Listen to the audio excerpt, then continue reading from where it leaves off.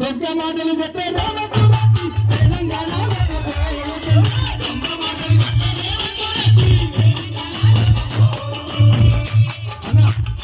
వాడు ఓటుకు నోటుకు ఏంటిదే ఏంటిదే ఇప్పుడు మీరే చెప్పాలి. ఓటుకు నోటు గట్టిగా చెప్పాలి.